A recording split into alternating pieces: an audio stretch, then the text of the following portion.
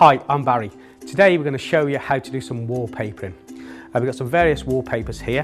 This is some lining paper which we've discussed before. So we're going to line the ceiling and also the chimney breast behind us. Okay. We've also been sent some wallpapers by I Love Wallpaper, and I'm really impressed with the design and the quality of the wallpaper that they provided for us to show you how to do it on the set. This one we're going to be using on the chimney breast. I think that one looks pretty cool. On the actual feature wall that we've got over here, we're going to be putting this nice shiny paper on. I think it looks great for a feature wall. And then on this one, this is what we're going to be using around our window and also our door and the various sockets that we've got over there. And then I'm really like this one. This is one for the ceiling. This is one of these new 3D papers. Okay, so if you look closely at it, it just looks like a series of dots. But when you stand back with it, okay, you really start to see the 3D-ness of it, if that's a word. So we're going to be putting that one on the ceiling. It's a drop match pattern, so it's quite challenging to do, but it's going to be good fun to do it. Okay, when you're buying your wallpaper, okay, and you get it from the shops, make sure you get the correct batch number. Okay, so for all your rolls. Okay, so make sure you've estimated for enough wallpaper for what you're going to be using. Also, I Love Wallpaper, they've detailed here, these are some of the international performance symbols, and they've detailed what each one is. But some of the wallpapers, some of these wallpaper manufacturers, they don't list that. So I brought a few books along, amazing books, they're worthwhile buying. I use these a lot for doing our teaching. This is the 6th edition of the Painting and Decorating Manual, Derek Butterfield.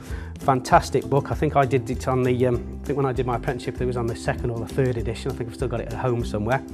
And in there, I'll just highlight there, you can see what some of these international performance symbols mean. Okay, so for instance, this one here, good light fastness.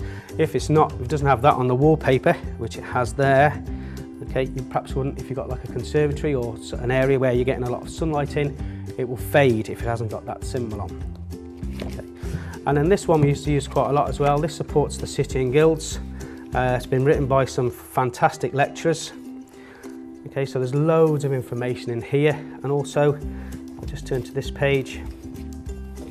Again, you've got the international performance symbols, and it gives a bit more detail into what they actually mean. Okay, but an excellent book, worthwhile buying. It's nice and colourful and easy to understand. Okay.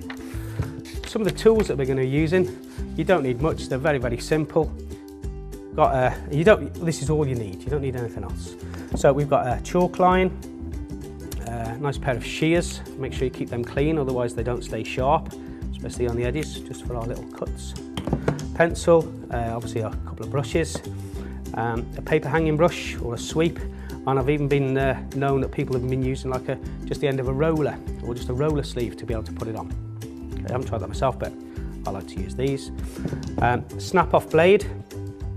Don't get the normal Stanley knife blades or the blades that stick out. You want one that's going to be that you can snap off. You get a fresh blade every time for that nice sharp edge. Don't forget you only get one chance to cut this.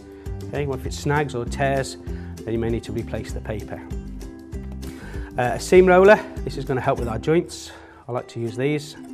And then obviously a tape measure for measuring our wallpaper and how much wallpaper we actually need and the distances. And then just a sponge just to wipe off any excess paste that might go on the face of the surface. We've got our paste mixed up. We sanded down yesterday. Sanded all the ceiling down. We've put a coat of size on there, which is obviously just a thin coat of paste, which we've covered in one of our other videos. That's dried now, so we'll just get on and get this lining paper put onto the ceiling.